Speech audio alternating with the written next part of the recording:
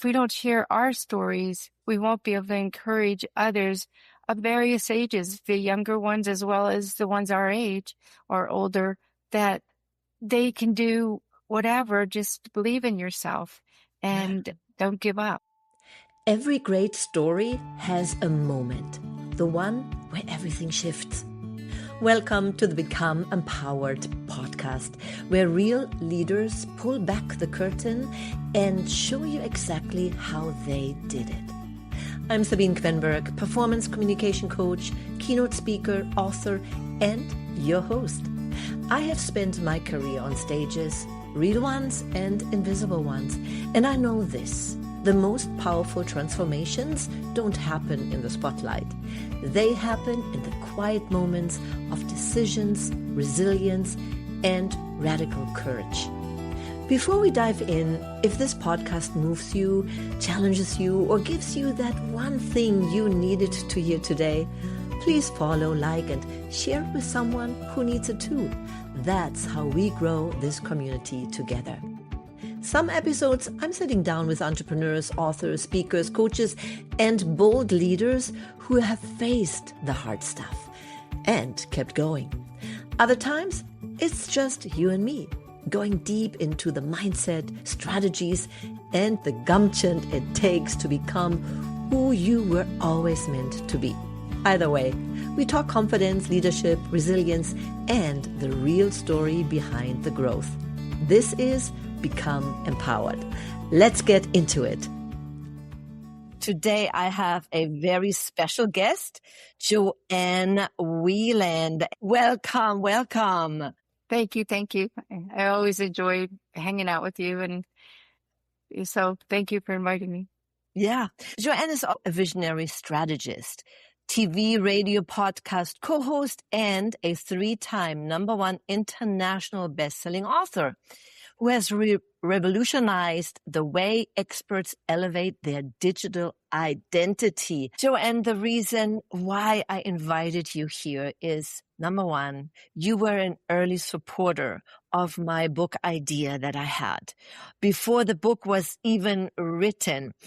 And we're going to talk about that in a second as well. We met during a podcast networking event where I talked about my other book that I had, right? So Right. Can you recall how we met? Well, I think that's where it was. And then we even continued our friendship. I came down to your house and spent a day. We Yeah, shared we did ideas. some networking. Yep.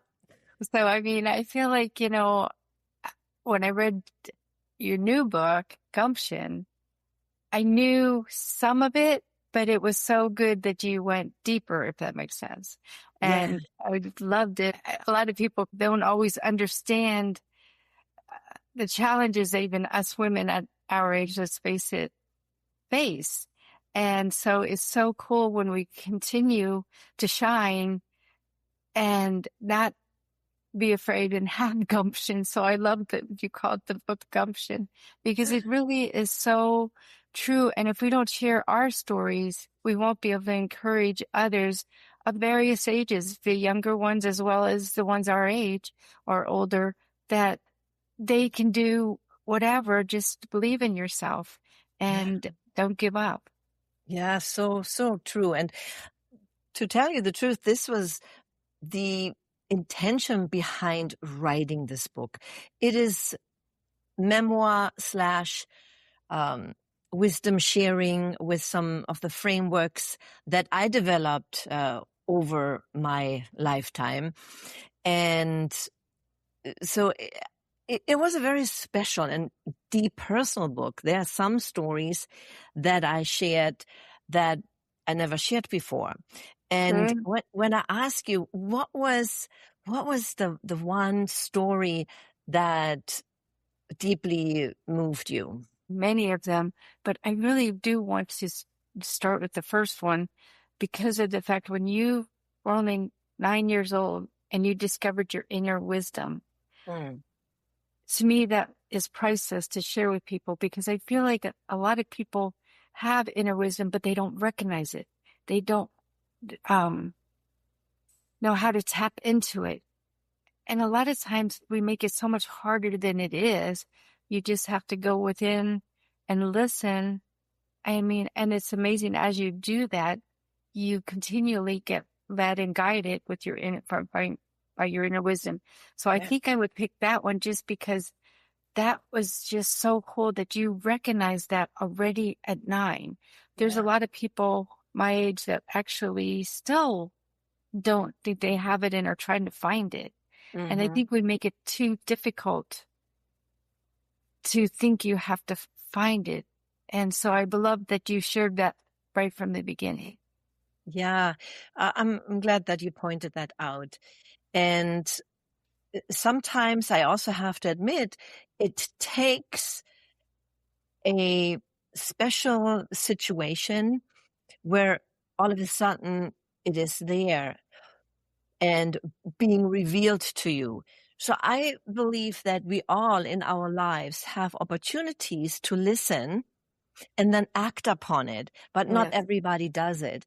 So the story that you are referring to when I was 9 years old was when I was in a local park in Hamburg, Germany, and I was just sitting at a park bench, and a older man came, sat down, and we had a conversation. And then he did something that is kind of the oldest trick in the books. I think he said, he pointed to someone else and said, "Oh, did you see this man down there? He is a kid snatcher. So let's get away from it."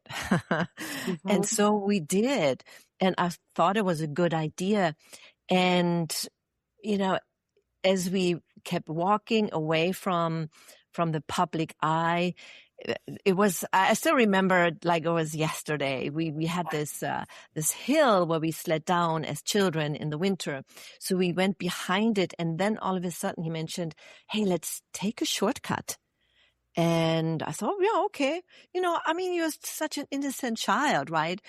And so we went up in the back, the hill, and not until he stopped and kneeled down to the floor and made this motion, right? "Come on, girl, come on down here to me." And Joanne, it happened in a split second, literally, that all of a sudden I heard this voice inside of me that just said, "Run, run, run, run." And I ran.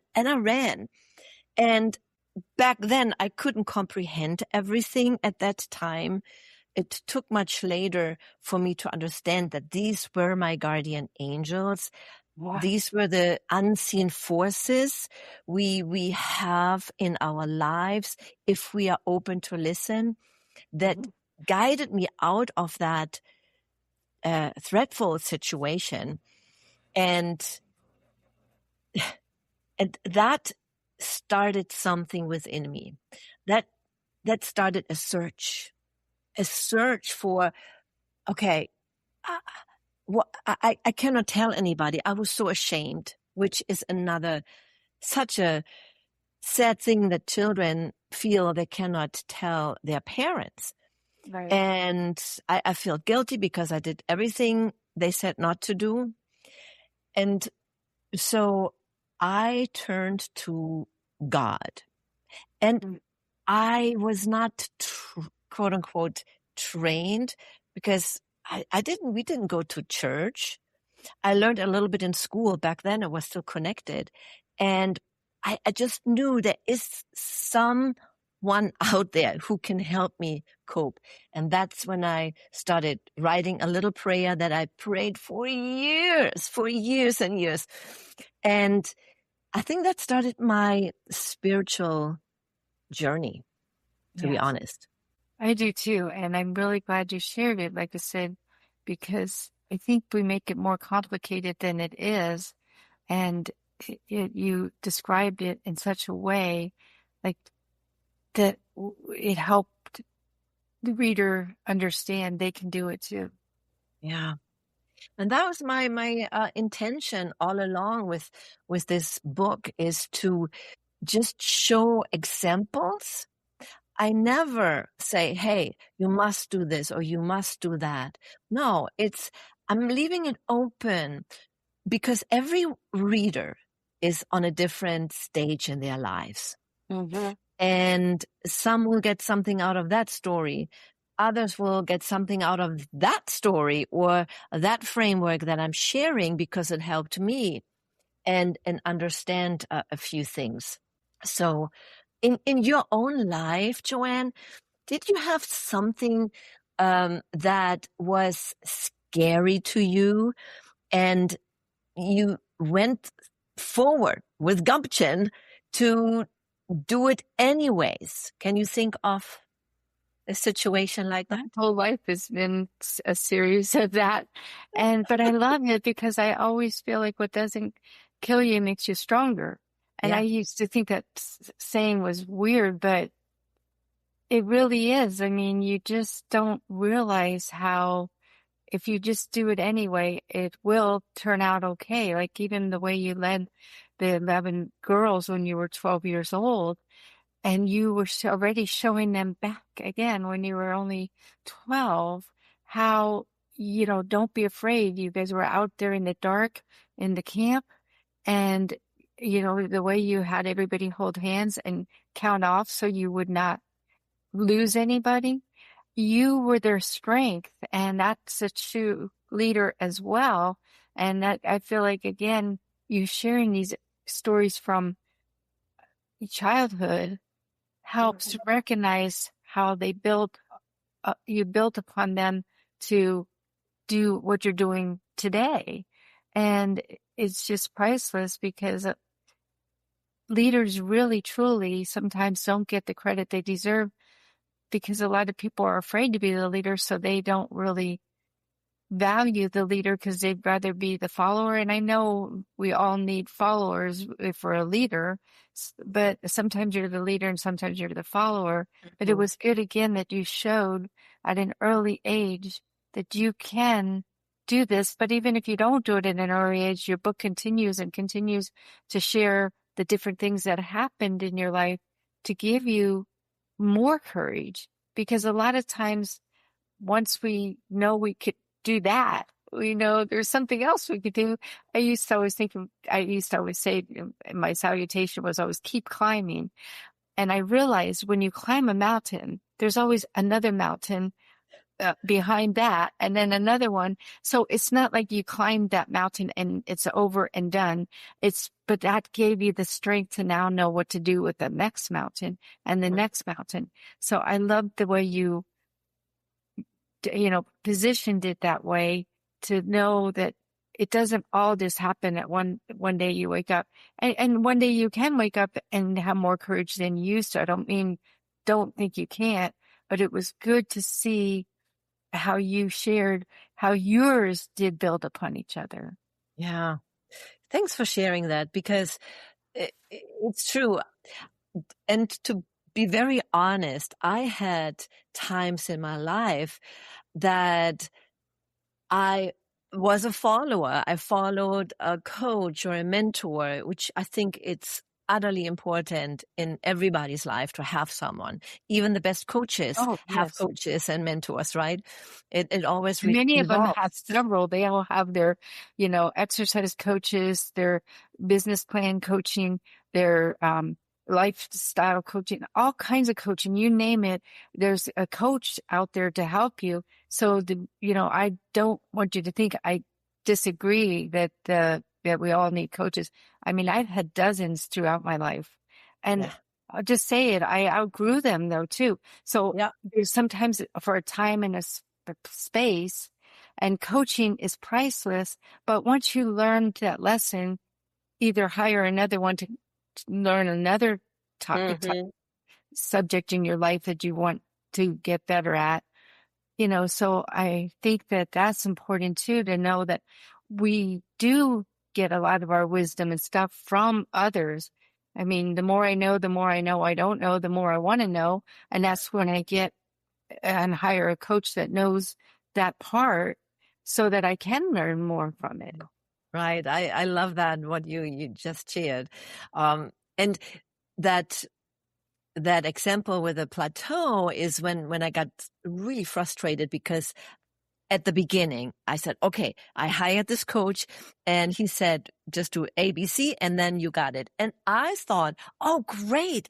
Now I got it. And I got up to that next plateau and said, and then I looked up and saw, oh my gosh, there's still so much to learn. So, but there was one coach who said, enjoy the journey. It's not about the destination. It's not about you arriving to that destination or to your goal. It's just one part of it. And at the end, and I talk about that in my coaching program as well, when we talk about reaching your goals, right? Many people misunderstand what that really means because, you reach your goal, but that is just an interim goal. What is the super big goal? But even when you reach that super big goal that you have out there for you, then there is a new goal. They show up when you are ready. I always call it create, collaborate, celebrate. And I really do feel like most of us don't take the time to celebrate when we do make some of our milestones. For an example, I before I had my business, I was a salesperson. And I can still remember how we would get a goal. Like my goal was to say $1 million of sales that month. Mm-hmm. Well, at the end of the month, the last day, they would say, congratulations, you sold $1 million. In their next breath, they would say, now, next month, you can sell $1.1 million. It was like you didn't even get to enjoy the victory before they already would maybe will slap you with the next goal. And it was like we were on a happy hamster wheel running really fast and we never really got anywhere because the wheel kept turning because it kept asking for, more goals of what to do. And I know that's part of life, but I really do feel like all of us should celebrate our victories. Yeah. Yeah. So More intentional and then just, even just go say, have a sandwich because now you or a piece of cake or whatever. Whatever, right? It doesn't matter how big or how small, just take time to celebrate. And to tell you the truth, I have to remind myself on that often because I love my work so much that, I'm just looking forward in the morning to get out of bed and write or create something new. And then we don't take the time to look back and, oh, wow, I created that. And that brings me also to the moment when just a couple weeks ago, I celebrated my birthday and I got a birthday gift from you. And what you did is you put together basically an interview, AI generated, and it's beautiful what we can do nowadays with AI, Notebook LM. You can take a long content and bring it down to its core. Yes. And by the way, that's a great way to listen to a podcast that is 2 hours long differently. Now you can get all the golden nuggets in 15 minutes. But what you did is you had basically that interview talk about my book. And then I listened to it. Joanne, I have to tell you, that was a very powerful experience.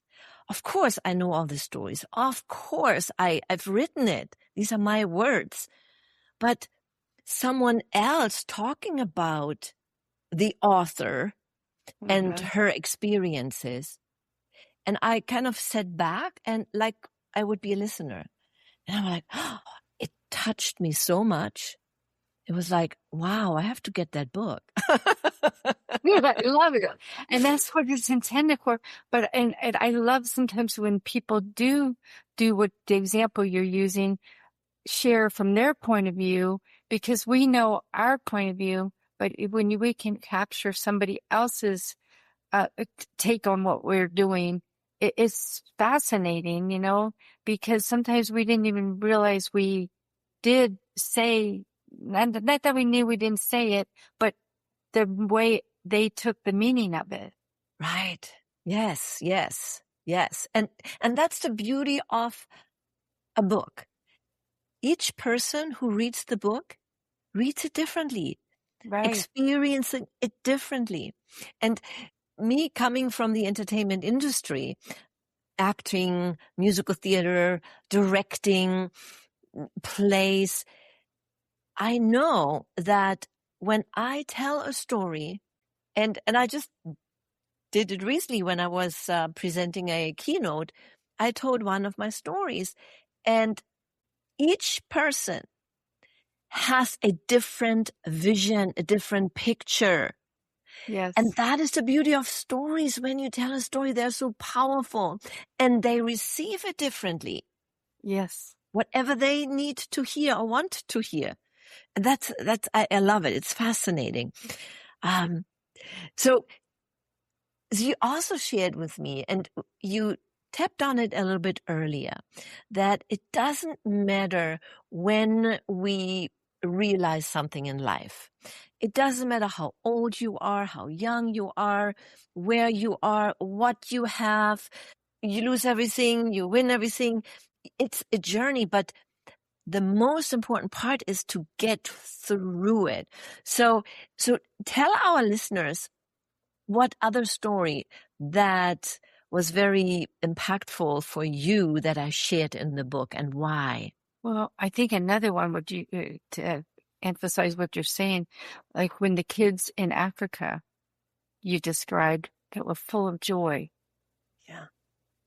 I mean, so many times I think anyway, and this is just my opinion, but a lot of times us in the United States, we only think that we can have joy if we have money, Mm. if we have things, if we have a nice house, a nice car, whatever. And like you said about Africa, I know when I would go to South America and stuff, and those little kids would be so excited about life and stuff, and they were playing with a rock and a piece of wood, you Yeah. know. And I just think it's so priceless how you shared how they were full of joy and they basically didn't have the stuff most of us think Yeah. we have to be happy. And so Right. when you shared that how you went and helped them because you knew they needed you more than you realized at first.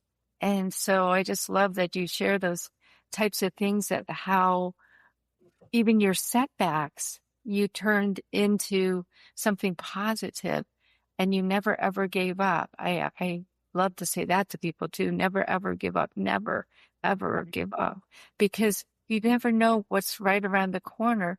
Look at how, you guys leveraged everything, and, then the big, 2008 hit, and Yeah. everybody, not everybody, but most people lost stuff. And a lot of times they'd give up, or you didn't. You picked yourself up, dusted yourself off, realized, okay, knew that you needed to emotionally experience that. So it's not like you just immediately, jumped in, but you knew enough to know that you'll get through this Yeah. and Yeah. even fine with it, because then you did so many more exciting things. So sometimes, we do have to go through things like that. I recently went on sabbatical from a business that I created for 15 years and worked at for 15 years. And I decided it was time to take a sabbatical. I knew different things were happening in my life. And to make a long story short, my stepdad passed away. I mean, I was first taking care of him and my mom has dementia. So he just passed April 14th. Anyway, and now I have time to take care of my mom, and she needs me more than ever because she's never been alone. And so sometimes things do happen that seem like setbacks, but they're there to, in this case, provide me more time because she lives 2 hours north of me. So it's Mm. not like I can just run across the street either and take care of her. So I don't know, but I just use that as an example. It's different things happened in your book that you were kind enough to share with us, but to just prove that point that sometimes we have to let go of what we thought was the right answer to even, again, climb to that next higher mountain. Yeah. And it's thanks for sharing that, Joe, because yes, we have to pick ourselves up. And yes, of course, we can throw ourselves a pity party, right? And do that grieving process or whatever it takes and cry your tears. But then that's it. You have to make sure to not give up and move on and always find the silver lining, always find something. Mm-hmm. When we lost our lake house and so many other things, what I found even more was a deep love. I mean, a love I already had for my husband. But I realized it in that moment and I said that to myself, you know what? I could sleep under a bridge right now as long as I had my husband and my 2 dogs. These were our canine children, right? I'm okay. I'm okay because I can pick up wherever I left off. I can start anything. I can create anything. We are creators in life. We are co-creators, and our creator helps us. And as you said or mentioned, oh my gosh, that was exactly what I needed. Because if this didn't happen, I may still have been in that profession, heading my school, and not to say it was bad, but I would have not written the other books. I would have not become a coach. I would have not become a keynote speaker and reaching more people than the capacity that we had in our brick and mortar business. Yes, it's so true. It's so amazing. I I always say, like what you were thinking, that it's okay to get down, but you don't stay down. And I've been called Bozo the Clown for many times. That punching bag that you ever saw blow up and you Yeah. punch it and it comes back up. People have referred to me as Bozo the Clown because they say, you get down, but you always come back up.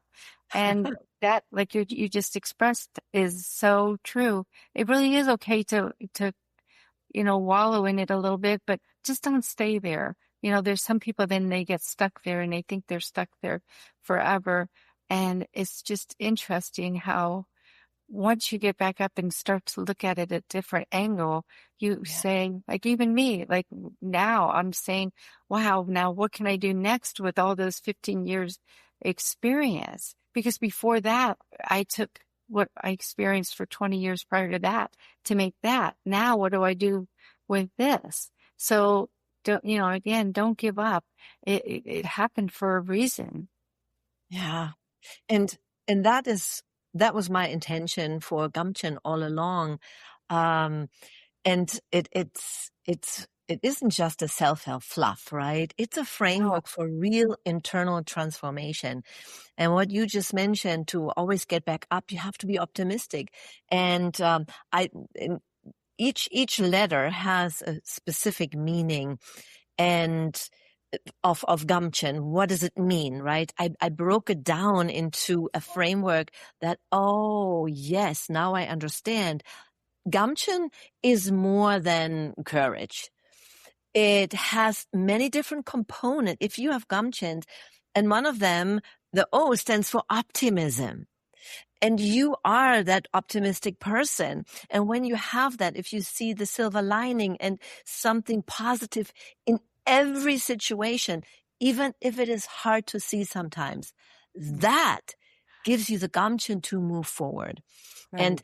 And for me, gumption is moving forward, even in the midst of fear and controversy and feeling not wanting to go, but you do it anyways. Right. Courage just to do Yeah. it anyway and know that you'll know what to do when you need to know. Yes, yes, yes. Oh my gosh. It was so lovely to have you here on the Saturday night. No, it's Saturday day, but that's so great. Saturday Live. And if you could say something to the listeners, that you think it's one of the things that you stand behind or you want to share, what would that be? Well, I would recommend that they do get a copy of your book, just because I feel like, with me anyway, I read so many books like Sabine's book, her other books I've read, because of the fact that even though we say get back up, but a lot of times it's because the people we hang out with, what we hear them say, the books they read, that they write, that we read, all those things still come into play. It's not like all of a sudden one day you wake up and you're fearless and you're going to climb that next mountain yourself. A lot of, I find that it's really truly reading, listening, hanging out with, getting, like we said about coaches, different people in our lives to be able to help us keep climbing. Because, and then you don't realize it, but you're also helping them to climb because of you're sharing your wisdom, your ideas. So I just recommend that people realize it's never them by themselves. That's Isn't it. it fabulous? Yeah. Yes. Sacred whispers, bold moves, and the courage to become. And it's being published August 4th, but you can pre-order it now. And if you pre-order it at Barnes & Noble, if you're in the United States, then let me know and I will send you an advanced copy. And because the whole reason is for Barnes & Noble to even take books into their bookstore, they need to see that it matters to people. So my intention is to get that information out to as many people as possible. So if you want to support this channel, if you want to support this mission, then I invite you to do that. And if you have any question, please contact me, and I make sure that I have all the information in the show notes. That's how I Joanne, got a copy, because I pre-ordered. So I recommend you do that. And did you know Barnes and Nobles is opening 60 new stores? So, so they're still recommending people read books. I know it sounds weird, but some people think, they don't need to read anymore, but we need to read. And it's wonderful to snuggle up with a book, in my opinion. Yeah, it is. It's just something about when you hold this. And then the other thing is I also have pictures in here. Oh, look, we talked about Africa. See? Oh, yes. You see that? See the joy on their faces? Yes. Yes. That was me quite a while back. But yeah, that was just something very special being there. Yeah. And I can't wait. And I can't wait for the pub date so I can be in bookstores and do book signing. And if you have a local bookstore and thought, wow, it doesn't have to be Barnes and Noble. It can be any, This book is you can order it wherever you want to order a book, right? So it's, of course, on Amazon, it's on local bookstores. It's everywhere. It's internationally. And but if you want to organize a book signing in your city and you have a local bookstore, let me know. I will consider it. As well as even you could do a book club, at a group of people, and you discuss the book. I'm in a couple book clubs right now, and I've been in book clubs all my life. I love that, what you were talking about earlier too, because you get other people's opinion of, sometimes it's amazing. You think, did you read the same book I did? And then, you'll ask, show me what page that was on, because they get different angles. So I love having those book discussions too. So when there are the people out there that were asking for you to do a book signing, but also maybe a book discussion at the same time, is priceless. Yes. No, thank you for pointing that out. That's a good idea. So if anybody wants to bring this book into their book club, let me know. I will send you an advanced copy so you can even read it before it comes out. Good point. Yes. Yes. Joanne, thank you so much for being here and sharing your point of view, reading this book, because I can talk about it, of course, from my point of view, but it's always great to hear someone else's. So thank you so much. You're welcome. Thank you, Sabine, for sharing your life with us, because it's really encouraging. So thank you. Thank you for spending this time with me on Become Empowered. If this message spoke to your heart, make sure you follow, subscribe, and share it with someone who needs to hear it. Until next time, let your voice rise, let your light shine, and keep becoming empowered.